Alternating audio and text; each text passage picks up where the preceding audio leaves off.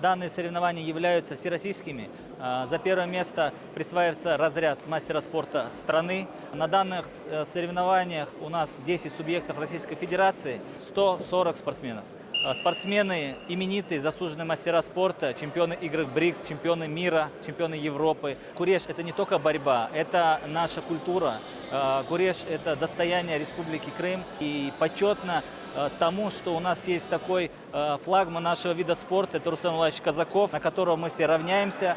Дорогие борцы, помните, чтобы стать чемпионом мира, надо много трудиться, любить свой вид спорта, слушать своих тренеров, и тогда будет результат. Турнир посвящен Рустему Абдуллаевичу Казакову. Это значимое событие для Крыма. Этим турниром в декабре месяце мы подводим итоги всей работы всего Куреша на всероссийском, всекрымском уровне. Наш турнир стал известен. Многие борцы, тренеры и федерации имеют желание этот турнир посетить. У нас хорошие денежные призы. Я на самом деле дзюдоист. Перешел в Куреш бороться, мастер спорта по дзюдо.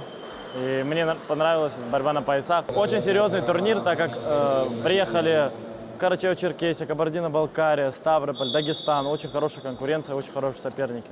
Буквально на днях приехал с Казани, с первенства мира до 21 года по юниорам.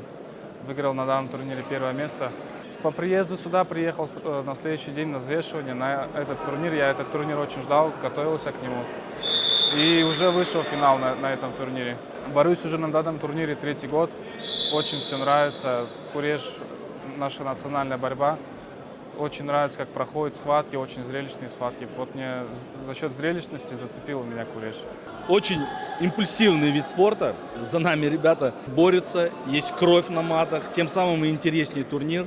Конечно, мы определяем сегодня и командный зачет. То есть сегодня мы большую ставку ставим на крымчан. Этот турнир важен для того, чтобы поддержать дух нашего народа. Борьба для нас больше, чем схватка на татами. Борьба это у нас в крови.